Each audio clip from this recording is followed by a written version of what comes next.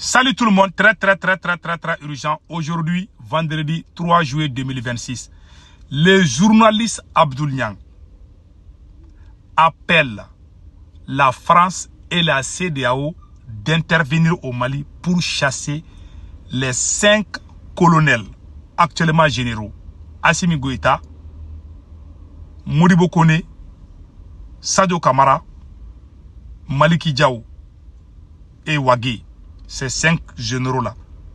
Quand il y a eu le deuxième coup d'État en 2021, la première parole du journaliste Abdoul Niang, le même journaliste Abdoul Niang qui travaille comment on appelle à la télé de l'AES, c'est lui qui est sorti demander à la CEDEAO d'intervenir au Mali pour chasser ces militaires-là. Je vous laisse écouter.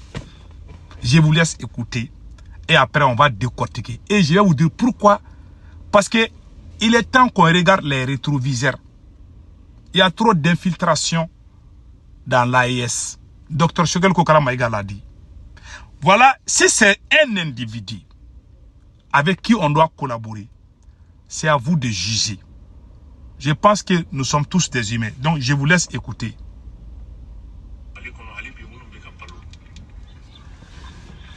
Angoma mi famu oye Francika Nyeda Flatigia Urita Folokera Kwanya condamné Flana Kera Kwanya condamné jusqu'à présent ou teka action fouita Nimba Iraka Fokou Beni contrôle ni CEDEAO ma frati ou là-bas CEDEAO Yamana Nyemogo Anga Yamana Espace Moro Betega ou la comme ma foude parce que kuma beu be giru be kuma fa après fouet.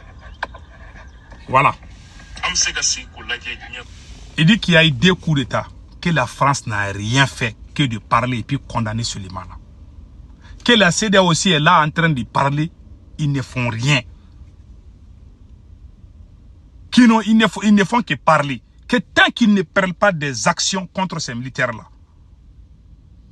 ces mêmes militaires vont quitter dans la CEDEAO. Ces mêmes militaires vont se débarrasser de la France. C'est ce qu'il vient de dire. Est-ce que c'est quelqu'un avec qui?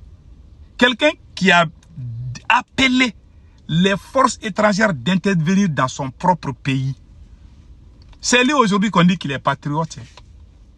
Il est au Mali, tantôt il est au Burkina. Parce que là, même si Yadagali, les terroristes, les chefs terroristes, Yadagali, même si Yadagali dit vive Ibela, s'il part au Burkina, ils vont aller l'accueillir là-bas. Ils vont dire qu'il est patriote. Je vous dis, voilà le journaliste Abdoul Niang qui est sorti à visage ouvert pour appeler la France et la CEDEAO d'intervenir au Mali. Qui sont en train de tarder les choses, qu'ils doivent intervenir vite. Est-ce que si tu dis dans les pays sérieux, comme la Russie, la Chine, si quelqu'un qui sort pour dire ça à Vladimir Poutine, tu vas disparaître. Tu dis ça en Chine, tu vas disparaître. Voilà pourquoi ils sont en avance. Chez eux, il y a les traîtres là. On ne change pas de traître. Un traître est un traître. Il y a des choses quand tu dis là, c'est impardonnable. Quelqu'un qui est sorti, le journaliste Abdoul Niang est sorti demander à la France et à la CEDEAO de venir chasser ses propres compatriotes au pouvoir parce qu'ils ne les aiment pas. C'est pour ça que j'ai dit que ces militaires-là, il n'y a pas plus maudit que ces militaires-là. C'est le même journaliste Abdoul Niang aujourd'hui qui sont en train de travailler avec. Vous voyez que tout le monde a avancé sauf l'Afrique. C'est des choses comme ça. Lui, c'est un infiltré, ce monsieur-là. Et puis, depuis qu'il est venu commencer à soutenir là, il crée la confusion. Il traite les wahhabistes des terreaux. Alors que la base même de la révolution du Mali, ce sont les wahhabistes. Quand nous on sortait pour aller au boulevard, ce sont les imams wahhabistes, les sunnites qui nous ont soutenus. Mais lui, il est venu, il est en train de les combattre et puis il est dans la transition. C'est un infiltré, hein, ce monsieur-là. Même quand nous sommes sortis pour demander l'arrivée des Russes, il s'est opposé à ça. Je ferai une vidéo spéciale sur ça et je vais vous montrer sa propre bouche en train de le dire. C'est lui qui a traité ces militaires des traîtres. des lâches qui n'ont d'autre agenda que de venir s'accaparer du pouvoir, s'accaparer au pouvoir. C'est le journaliste Abdou Niang qui a dit ça. C'est lui aujourd'hui qu'on applaudit, on dit qu'il est bon journaliste, il est patriote. Parce qu'il sort, souvent il contredit la France. Alors que hier, c'est lui qui a appelé la France d'intervenir au Mali. Pour que la France ne fait que parler, ces militaires-là sont en train de faire des coups d'État. Ah, la CEDEAO là, pourquoi vous attendez, vous ne faites que parler. Un jour viendra là, ces gens-là, ils vont, la CEDEAO sera comme le dindon de la face. Il a prévenu la CEDEAO et puis c'est arrivé. Voilà, et c'est quelqu'un avec qui on doit traiter. Quelqu'un qui a trahi. Ce n'est pas une erreur. Hein? Je vois des moutons dire non, il a changé, il n'a pas changé. Il a fait plusieurs années, il était contre ces militaires. Mais pendant ce temps, nous, on ne l'a jamais combattu. Pendant ce temps, nous, on n'a jamais déclaré la guerre à Abdou Niang. Souvent, il m'appelait. Il y a souvent des jours où Abdou Niang fait des émissions dans sa radio là pour critiquer les militaires là. Et la même nuit, souvent, il m'appelle. Il m'appelle souvent, on rit.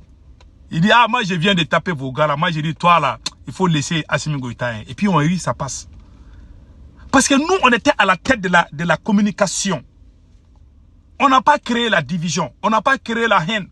Parce que nous, on sait que créer la division, ce n'est même pas bon pour le pouvoir de Assimi Goïta. Les gens qui critiquaient Assimi Goïta, souvent, ils venaient prendre thé avec nous-mêmes. Mais on n'a pas les mêmes idées. Mais on prenait du thé ensemble.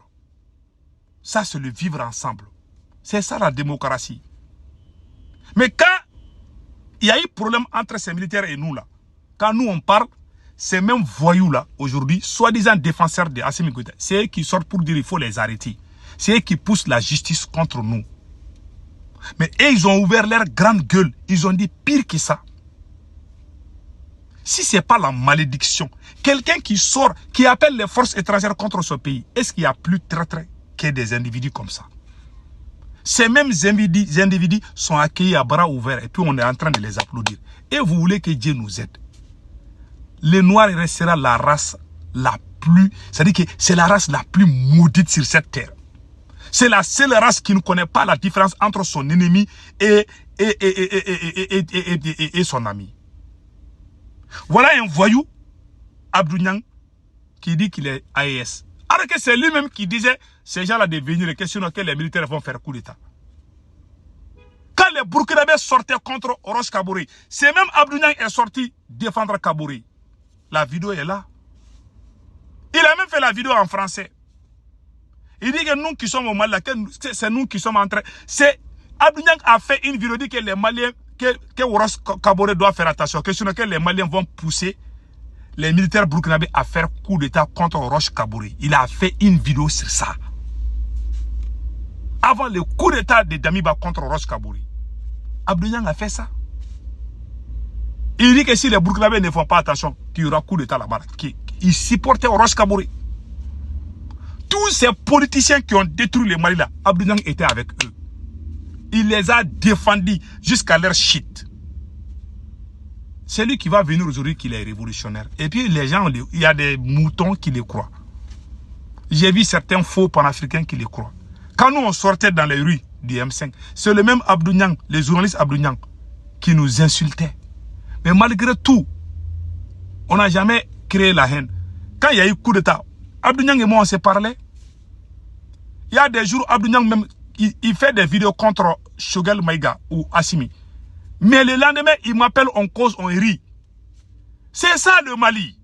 Nous, on n'avait aucune haine.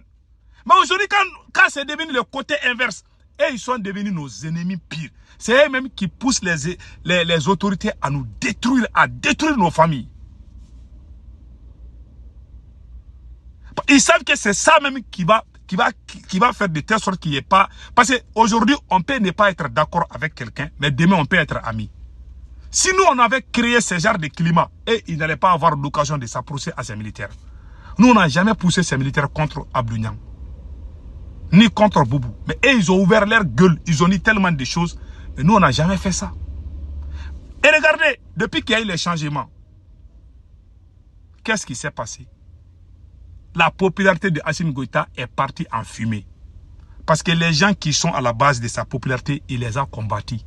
Il a amené ses ennemis d'hier pour qu'ils soient ses amis aujourd'hui.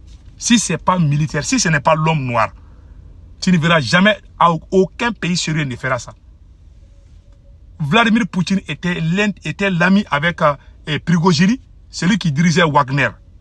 Quand Prigozhin a fait une déclaration contre Poutine, les Russes ne pardonnent pas la trahison.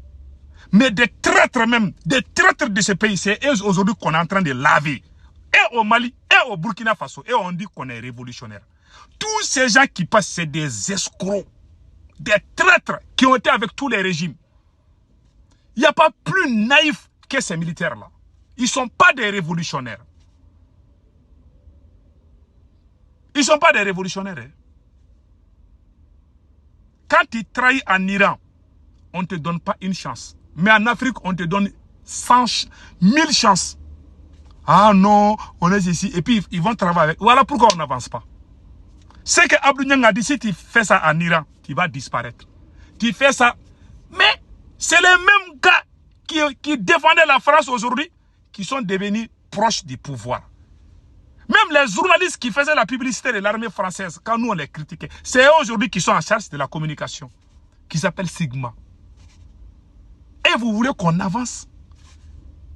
L'AES là est infiltré partout, au côté Mali et au côté Burkina. Même si c'est là-même qui ont créé la révolution au Burkina, ils ne s'entendent pas avec Capitaine. C'est le nouveau visage là, ceux qui chantent les noms, ceux qui chantent matin, midi, soir, vive Capitaine, c'est les révolutionnaires. Ceux qui se freinent, ceux qui analysent, ceux qui disent ça c'est bon, ça c'est pas bon. Les militaires n'aiment pas ces gens-là. Voilà pourquoi ils ne sont pas faits pour la révolution. Les premiers ennemis de la révolution, ce sont les militaires. C'est eux qui ont combattu tous les fondateurs de la tous ceux qui ont fait que l'Afrique a eu son indépendance. Ce sont les militaires que la France a utilisés pour détruire l'Afrique. Si nous sommes en retard en Afrique, c'est à cause des militaires. Les politiciens ont des parts de responsabilité, mais ce sont les militaires qui ont détruit tout. Modibo Keïta, qui l'a arrêté, ce n'est pas les militaires. Qui a détruit Thomas Sankara, ce n'est pas les militaires. Tous ces grands gars, les Kwame Nkrumah, qui a fait ça là, ce n'est pas les militaires. Il n'y a pas plus traître, plus inconscient qu'eux. Pas eux tous. Hein. Il y a des bons militaires comme Thomas Sankara et Jerry Rawlings. Que Dieu bénisse l'AES.